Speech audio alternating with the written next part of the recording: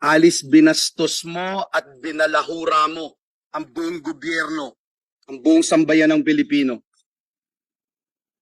Hindi ko maintindihan kung bakit nung nahuli ka, parang walang-wala sa'yo.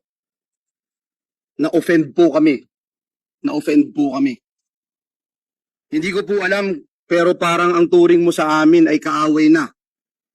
Pero ang totoo, Alice, ang totoo, kung magsasabi ka ng katotohanan, kami dito sa Senado ang totoong kakampi mo.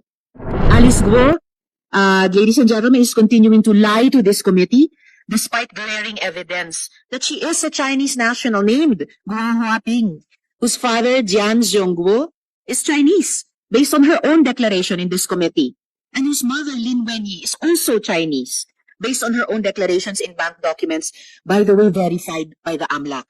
This is a blatant defiance of the legislative's constitutional power of inquiry. Lumalabas na pinaglalaruan mo ang aming batas, pinapaikot mo ang mga Pilipino. Pero ibahin mo ang Senado. Ibahin mo ang Senado. I move to cite Guo Huaping, also known as Alice Guo, in contempt of the Senate for testifying falsely and evasively before this committee. Second to motion, Madam Chair. Guo Huaping, nagsinungaling ka sa taong bayan, nagsinungaling ka sa Senado, at higit sa lahat, nagsinungaling ka sa sarili mong kababayan sa Bamban. Alam namin hindi ka Pilipino. Nakita namin yan sa pekeng birth certificate mo. Alam namin na hindi ka lumaki sa farm at hindi ka nag-homeschool. Dahil alam ko saan ka nag-aaral, sa Grace Christian High School, na parehong eskwelahan na pinuntahan ko. Alam namin na meron kang kapatid na si Wesley Guo at si Seaman Guo na itinakwil mo nung una. At alam din namin yung connection mo sa mga pogo. Kahit na naging mayor ka, hindi mo ibinenta yung pagmamay-ari mo sa Baufulan. At alam namin, konektado ka pa rin yan hanggat ikaw ay nasa posisyon. Alam rin namin na meron kang koneksyon sa dalawang pogo na nag-ooperate sa sarili mong bayan, yung Hongsheng at yung Zunyuan. At mamaya ipapakita rin namin yung koneksyon mo doon. Kahit na tumakas ka, ipinagpatuloy namin yung pagdinig dito sa committee. At dahil sa pagdinig na ito, maraming kaso ang na-file sa iyo. 7 kaso. Graft and corruption case ng Ombudsman, human trafficking case ng DOJ, co-warranto case ng Solgen, tax evasion case ng BIR, money laundering case ng AMLAC, pagkansela ng birth certificate mo ng Solgen, at meron ring election code offense ng COMELEC. Ito na siguro ang tingin ko isa sa pinaka malalim at malalang criminal activity na nakita natin sa buong kasaysayan natin. Sa isang tao, halos 7 kaso ang isinampa sa iyo.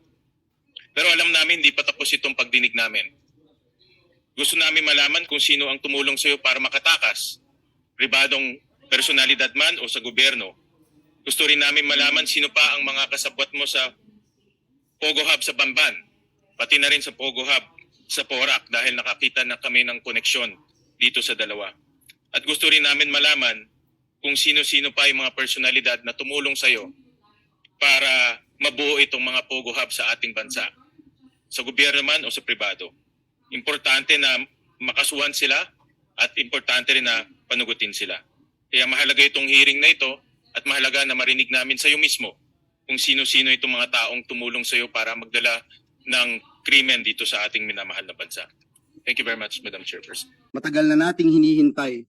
Ito rin ang hinihintay ngayon ng sambayan ng Pilipino. Walang iba kundi ang katotohanan. Sapagkat ang katotohanan ang magpapalaya sa atin. Umabot po tayo sa araw na ito, Madam Chair, dahil bukod po sa puro hindi ko na po maalala, Your Honor, ang sagot sa atin, tinaguan pa ho tayo ni Miss Alice Guo na napag-alaman nating hindi tunay na Pilipino. Alice, binastos mo at ang totoo, kung magsasabi ka ng katotohanan, kami dito sa Senado ang totoong kakampi mo. Bibigyan ka namin muli ng pagkakataon ngayong araw na ito. Pagkakataon na isiwalat ang katotohanan. Dahil kahit ayaw mong sabihin ng katotohanan, Senado ito. Hindi ito perya. Sigurado kami na malalaman at lalabas ang katotohanan sa Senado.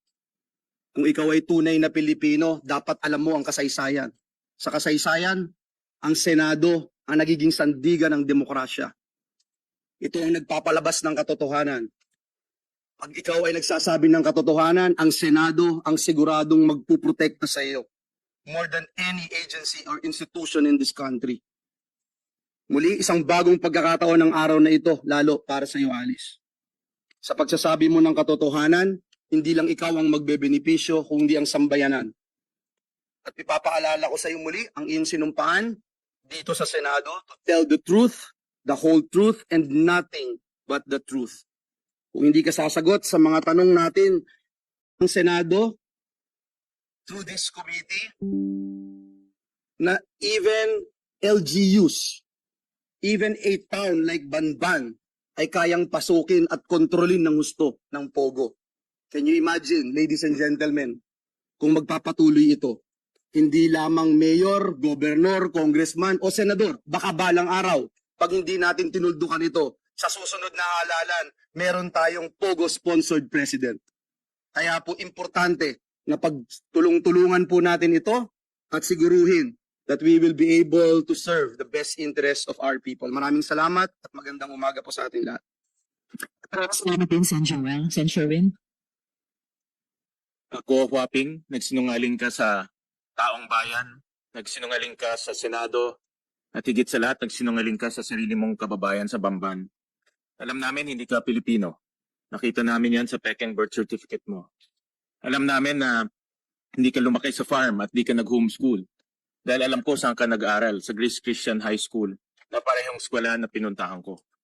Alam namin na merong kang kapatid na si Wesley Guo at si Seaman Guo na itinakwil mo nung una. At alam rin namin yung connection mo doon. Kahit na tumakas ka, ipinagpatuloy namin yung pagdinig dito sa committee. At dahil sa pagdinig na ito, maraming kaso ang na-file sa iyo. 7 kaso. Graft and corruption case ng Ombudsman, human trafficking case ng DOJ, co-warranto case ng Solgen, tax evasion case ng BIR, money laundering case ng AMLAC, pagkansela ng birth certificate mo ng Solgen, at meron ring election code offense ng COMELEC. Ito na siguro ang tingin ko isa sa pinaka malalim at malalang criminal activity na nakita natin sa buong kasaysayan natin. Sa isang tao, halos 7 kaso ang isinampas sa iyo. Pero alam namin, hindi pa tapos itong pagdinig namin. Gusto namin malaman kung sino ang tumulong sa iyo para makatakas. Pribadong personalidad man o sa gobyerno. Gusto rin namin malaman sino pa ang mga kasabot mo sa Pogo Hub sa Bamban, pati na rin sa Pogo Hub sa Porac dahil nakakita na kami ng koneksyon dito sa dalawa. At gusto rin namin malaman kung sino-sino pa yung mga personalidad na tumulong sa iyo. Very much, Madam Chairperson. Thank you very much also, Sen. Sherwin. Meron pa ba opening statements? Sen. JV and then Sen. Rafi. Madam Chair, morning po. Anyway, sa umagang ito, sabi ko nga noon, satisfied naman ako and I'd like to congratulate again the Chair and the Committee for ably handling this issue. Pero sa 3 bagay lang po, Madam Chair, no? Ang importante, una-una, gusto natin malaman, sino ba talaga ang tunay na mga boses, no? In this web of international syndicate na pumasok dito sa ating bansa. At sana po yan ay sabihin po ni Ms. Go ngayong maga. Pangalawa, sino, muli, nabanggit na, sino mga tumulong na pribado man o nasa gobyerno para siya po ay tumakas dahil hindi na po pwedeng maulit ito na tayo po ay binabastos sa sariling bansa, nakatulong ang ilang mga nasa ahensya na ating pamalan. At panghuli, ay pangatlo po ay Madam Chair, sino po ang tumulong kay Ms. Go na makapasok sa larangan ng politika hanggang siya po ay maging mayor? Baka mamaya po ay marami na humpain ang Chinese Communist Party, ang CCP. Dahil po sa Yes, maraming salamat po sa pagdalo. As chairperson of the Committee on Public Service, I'm concerned about the regulation of our transport system. We provide regulations for several reasons. First, to safeguard those taking public transportation are safe and secure. Second, to ensure that those given the privilege to own and operate any form of transportation could be held liable for their actions in operating such vehicle, vessel or aircraft. And finally, there is a need to regulate these transport systems because they could be used for criminal activities. These past weeks, namangha po tayo sa mala-action movie na kwento ni Sheila Goo. She painted for us what was probably the escape route out of the Philippines. But no, that is just probably. Hindi po tayo sigurado. We have to take her testimony with a grain of salt. For all we know, binulang din nila yung kwento niyan doon sa farm kung saan lumaki si Miss Alice Go. Mga kwento ang paglihis sa tunay na nangyayari.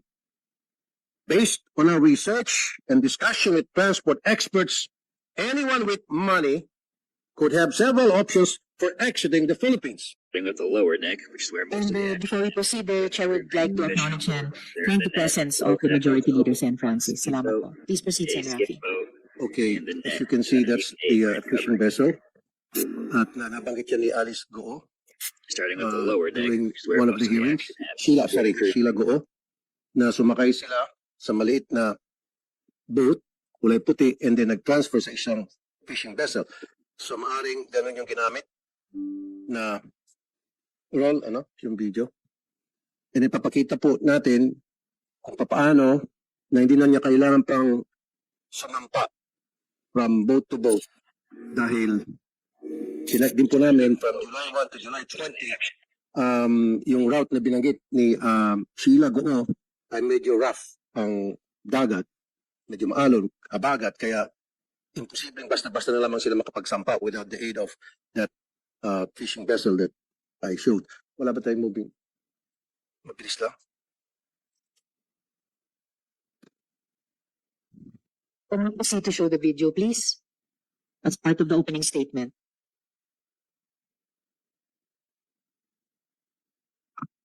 O kung hindi pa kaya sa ngayon, We have to review our border control and transportation regulations policies. Wala po sa mga commercial modes of transportation ang problema. Kasi ang criminal, hindi naman po sasakayan ng MRT. Usually sarili niyang motorsiklo or heavily tainted na van. Ganon din po sa sea and air transport. Ang criminal na may pera ay may ibang paraan ng paglalakbay. On another matter, Madam Chair, I would like also for us to look into the process and protocol in extracting fugitives in our country. This is not our first fugitive extraction. We have undergone this process before. But what was the reason why there seemed to be a different protocol with Alice Goo's extraction? Yusek Raul Vasquez said that it was just an immigration-to-immigration issue. Si Alice Goo, tulad ni Sheila Goo at Cassandra Ong, ay hinuli ng Indonesian authorities dahil sa immigration violation. Dahil dalawang passport at hindi proper ang entry documents. That was the process that was followed because it is fast, efficient, and least expensive dahil nga immigration to immigration now.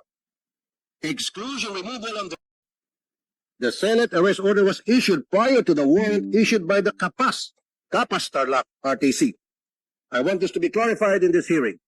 And finally, was the dismissal of Alice Go from being mayor a scheme for the filing of the case in Kapas Tarlac? Would it not be better if this case was filed in a court outside the jurisdiction of Tarlac, which Alice Go treated as her playground? Of course, we assume that there is a regularity in our court processes. But maybe we should realign our policies to ensure that it cannot be manipulated. Because, let's face it, kung may natutunan tayo dito sa kwento ni Alice Go, basta't may pera ka, walang imposible. Salamat po, Madam.